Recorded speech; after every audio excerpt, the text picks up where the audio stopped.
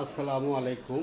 Homeopathic repertory নিয়ে আমার ধারাবাহিক আলোচনায় আজ সপ্তম পর্ব। আজকে আলোচ্য বিষয় রেপার্টরি মুখস্থ নয়, আয়ত্ত করুন। আপনারা জানেন ক্যান্ট রেপার্টরিতে প্রায় ৭৬,০০০ রুব্রিক রয়েছে। এই ৭৬,০০০ রুব্রিক আপনি কিভাবে স্বল্প সময়ের মধ্যে খুঁজে পাবেন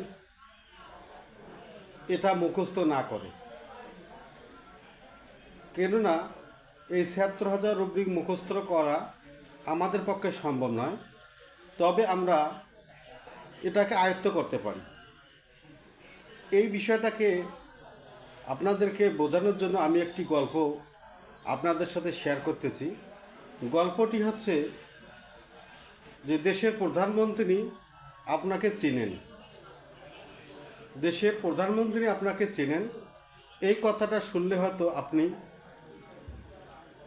আশ্চর্য হবেন, কিন্তু আসলে আশ্চর্য হওয়ার বিষয় কিছু নয়। প্রকৃতপক্ষে তিনি চেনেন। তিনি কিভাবে চেনেন? আপনার নাম সহ জানেন, আপনার বয়স সহ জানেন।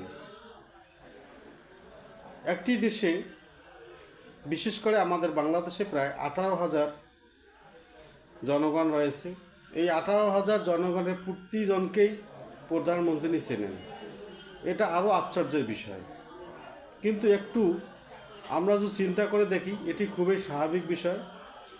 একজন প্রধানমন্ত্রীর পক্ষে এটা সম্ভব দেশে বসবাসকারী সকল মানুষকে জানা বা চেনা।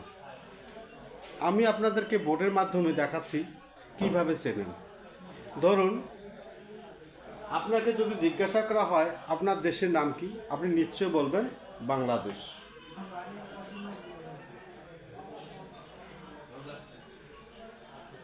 এই বাংলাদেশ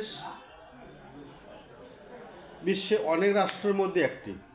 তাহলে আপনাকে যদি জিজ্ঞাসা করা হয় যে আপনার দেশ, আপনি উত্তরে বলবেন বাংলাদেশ। শত কোটি মানুষের এই বিচরণ পৃথিবীতে, বাংলাদেশে কেবলমাত্র 18 কোটি মানুষ। তাহলে আপনি অনেক মানুষের মধ্যে, সীমিত মানুষের মধ্যে আসলেন।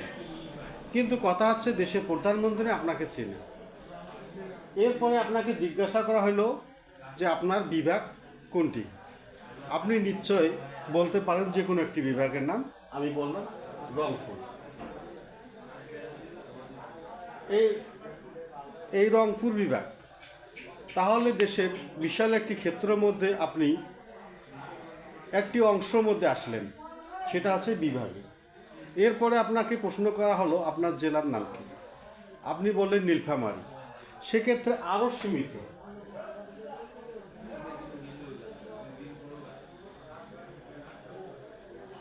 এই নীলফামারীর মধ্যে আপনাকে আবার জিজ্ঞাসা করা হলো আপনার উপজেলা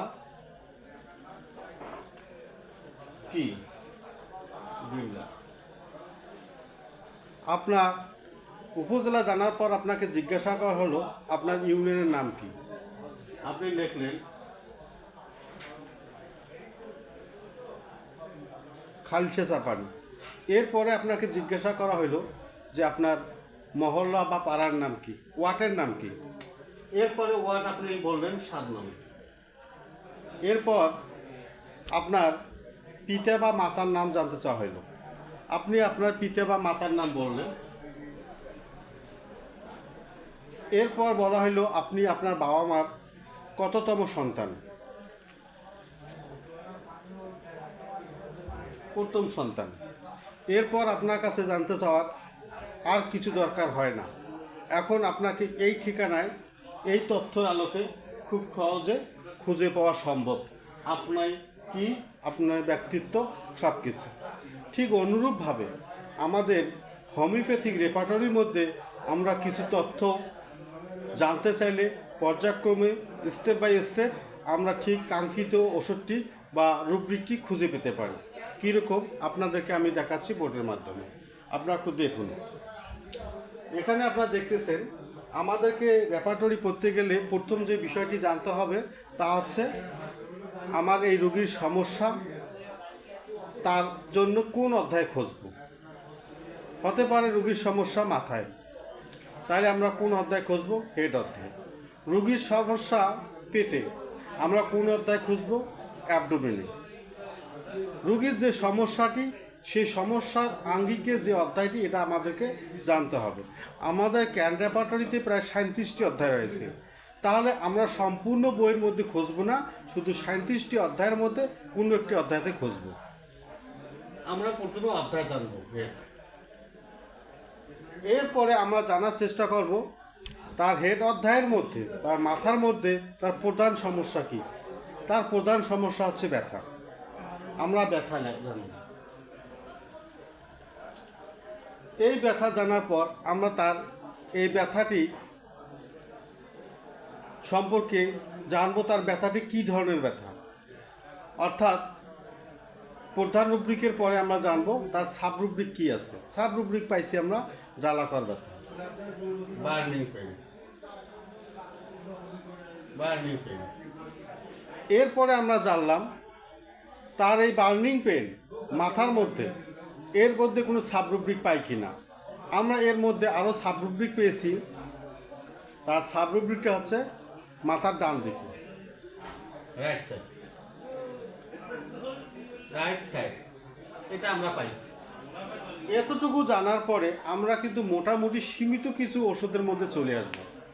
এরপরে আমরা জানব তার এই লক্ষণের উপর পার্শ্ব, সময়, শর্ত, বিস্তৃতি, এই মোটামুটি এই কয়টি বিষয় যদি আমরা রেপার্টরিতে পর্যায়ক্রমে খুঁজতে পারি বা এই পর্যন্ত আসতে পারি ধারাবাহিকভাবে, তাহলে আমরা খুব স্বল্প সময়ের মধ্যে রোগীর জন্য যে ওষুধটি রয়েছে তা বের করতে পারবো। কিন্তু ঘটনাটা হচ্ছে এরকম, আমাদেরকে এই সিস্টেমটা জানতে হবে। হোমিওপ্যাথিক রেপার্টরিতে আমরা যখন এই পদ্ধতিগুলো, এই নিয়মগুলো জানব, তখন আমাদের কাছে মনে হবে যে এটা শুধুই মিনিটের ব্যাপার, মাত্র 1 মিনিটের মধ্যে এটা পাওয়া সম্ভব। আপনারা শুরুতেই শুনেছিলেন যে দেশের প্রধানমন্ত্রী দেশের বসবাসকারী সকল জনগণের নাম জানে। যেমনটা আমি দেখিয়েছিলাম বোর্ডের মাধ্যমে, দেশ, বিভাগ, জেলা, উপজেলা, ইউনিয়ন, ওয়ার্ড, পিতামাতা, কততম সন্তান, এর আলোকে খুব দ্রুত সময়ের মধ্যে ব্যক্তিকে চেনা যায়। ঠিক অনুরূপভাবে রেপার্টরিতে অধ্যায়, প্রধান রুব্রিক, সাব রুব্রিক এবং সাইড টাইম কন্ডিশন, পার্শ্ব, সময়, শর্ত, বিস্তৃতি, এই তথ্যগুলোর আলোকে খুব স্বল্প সময়ের মধ্যে রোগীর জন্য একটি কাঙ্ক্ষিত ওষুধ বা সুনির্বাচিত সদৃঢ় ওষুধ পাওয়া যায়। কিন্তু ঘটনা হচ্ছে এই বিষয়টা আমরা কিভাবে জানব, আমরা এটা কিভাবে পাব? এটার জন্য আমাদেরকে জানতে হবে হোমিওপ্যাথিক রোগীলিপি। এই রোগীলিপি আমাদেরকে বলে দিবে যে আমরা কিভাবে খুঁজব, কোথায় খুঁজব, কীরকম। আমি অনেক সময় বলে থাকি যে হোমিওপ্যাথিক রোগীলিপি হচ্ছে রোগীর একটি ঠিকানা বা রোগীচিত্র। যেমন আমার এই ব্যক্তির জন্য এটা হচ্ছে তার একটা ঠিকানা। ব্যক্তির এই ঠিকানার আলোকে আমি ব্যক্তিকে চিনলাম বা আমাকে পরিচিত করলাম। ঠিক অনুরূপভাবে একটি রোগীর রোগীচিত্রের আলোকে আমরা রোগীর জন্য একটি ওষুধ নির্বাচন করতে পারব।